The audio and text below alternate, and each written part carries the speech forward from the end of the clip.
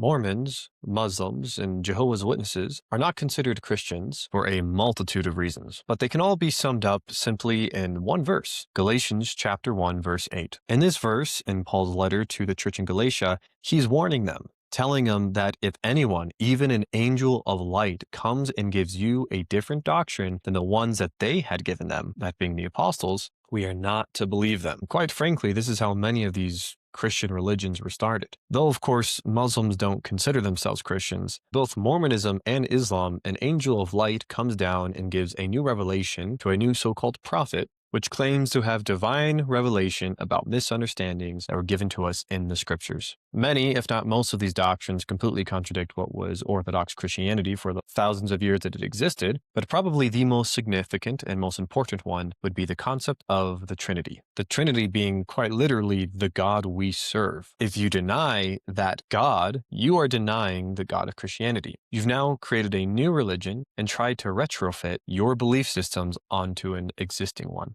This is why you might hear people separating Mormons or Muslims from the religion of Christianity. We believe if you do not accept the doctrine of the Trinity, you are not a Christian. You're in what is considered a neo-Christian religion, a modern or later twist to what was originally established in that religion. And many, if not all, of the heresies that these modern neo-Christian religions preach are not as new as you would think. They had all been rebutted thousands of years ago by early church fathers. On the deity and messiahship of Christ, I would suggest someone like Justin Martyr or Polycarp. Not that the Bible is not sufficient. The point is, many of the early church fathers were already discussing many of the objections these neo-religions are bringing up today. And with them living so close to the life of the apostles, as well as speaking and reading the exact language in which those gospels were written in, these early Christians do a very good job of diving into doctrines like the deity of Christ and shining a heavier, brighter light on topics to show that they're not as nuanced as these newer neo-religions are not only claiming, but actually abusing as gaps where they can fill in their new, fantastical doctrines.